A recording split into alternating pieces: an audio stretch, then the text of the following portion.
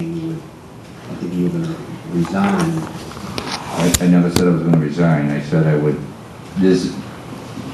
Well, we'll revisit it in June. You're going to relinquish your position, and I thought we were going to repost that, and there was four of us voted, and I know David's made the comment of reluctantly, but he voted, and I think Ken might have abstained, but Yes, he did. I think we need to stick to that.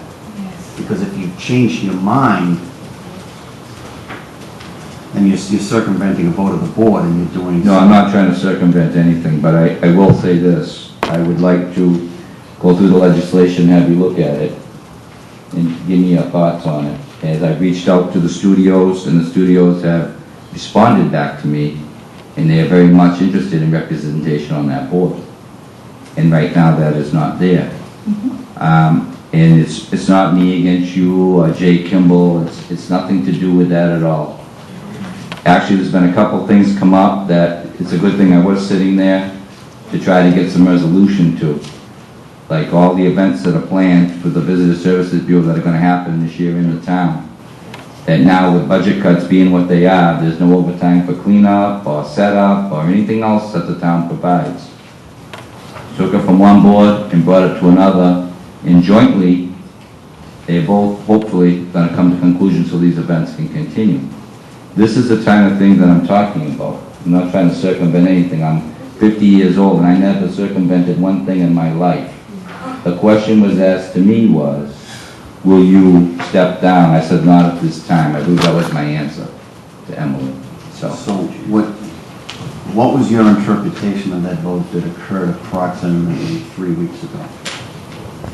I don't think it was 3 weeks ago because we meet once a month and we've already met twice a You year. got appointed to the committee. I was in Florida.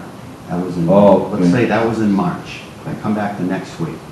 So probably the 4th week in March. So, okay, 5 to 6 weeks. We did vote to revisit and open up the application process the last week of May, first week of June. That was the time frame that we were given.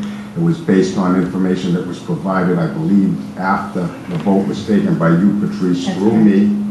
And I have given you my word on that, and we will honor my word. I intend to. Your application, there was was just a little bit of a, let's just say, an unfortunate thing. And due to that fact, it was taken by a vote of the board that it will be reopened. And as far as I'm concerned, we will revisit that. My only concern is that we correct a flawed process, and yes, it was misfiled or whatever, and that when I left here that day after that Board of Selectmen meeting, I was assured that with the compromise, waiting for a couple of weeks so that Mr. Quintal had time to do what he wanted to do, that he would step down from that board and that the application would be open again and that the Board of Selectmen would re-interview candidates who are interested. And it's not necessarily that I necessarily have to be that candidate, it's whoever is best qualified for that position. Exactly, and we also made comment that it's not a flawed process, it's just that we can't expect staff to keep applications for committees through the computer and everything else for months on end. Things like happen. No offense towards anybody. I don't know what happened with that. Things happen, and that's fine as long as we take methods to correct those. And I thought that we had, and I just wanted to make sure that we continue on that. And I assure you we will. Thank you. And for the record, you'll see some interesting and amazing issues coming forward that those boards that I'll be addressing on those boards as we move forward. It'll all come in the picture when it comes time. Anyone else wishing to speak?